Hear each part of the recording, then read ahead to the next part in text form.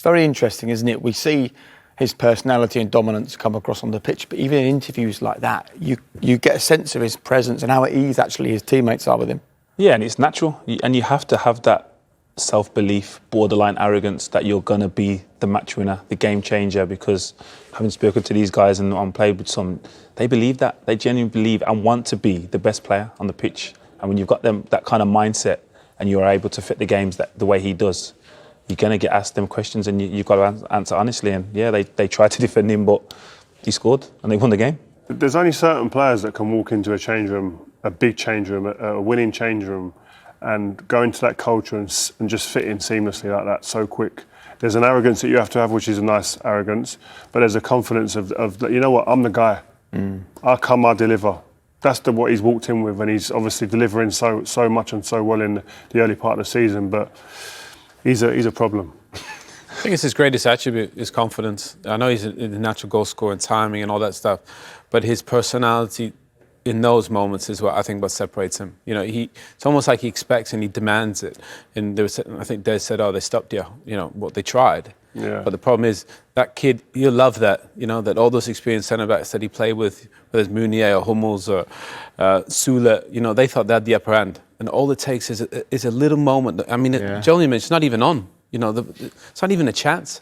But and he right, makes something of it. His reaction to that comment, oh, they defended well against you. No, they didn't, I scored. Yeah. That prickliness tells you there's the competitive energy and edge. But it's not done in a nasty way, is it? No, it's facts. I scored. What?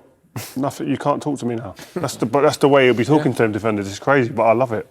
Okay. Erling Haaland doesn't need to see an awful lot of the football to have an impact on games. Look at that. The fewest touches of any player that started the game for Manchester City. Less touches than the goalkeeper. Yeah, that's not a thing he's worried about. We spoke off air at half-time and was like, if he had 100 more touches and the City were winning 3-0 and he hadn't scored, that's when he would be upset.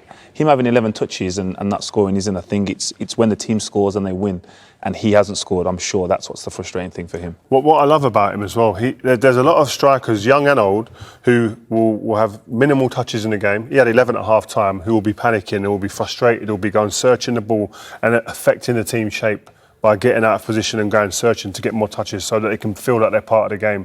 He's calm. He's just thinking, I want goals. I can have 3 touches in the game. If I get one of them in the box and I score, I'm happy. I go happy. You're right. Man. He has no negative body language really to his teammates, doesn't he? Sometimes he demands the ball, but he doesn't get frustrated and throw his arms up. He's always ready for the moment. We played with Wayne Rooney. If he scored a goal or 2 goals in the game but didn't play really well and didn't have loads of touches, he weren't happy.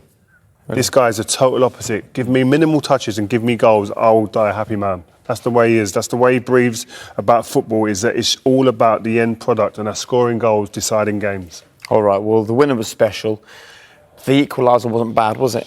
Oh, John Stones will remember this. I would. But again, out of all the outcomes, when they're set up here, it's a switch of play here. And you could see the change in the tempo when Phil Foden, Bernardo come on and Kevin De Bruyne goes out wide, and then you get the ball here to John Stones. And as a defensive point of view, you're thinking, for all the options you've got, I want you to shoot in the greatest respect. But it's so sweet, so flush.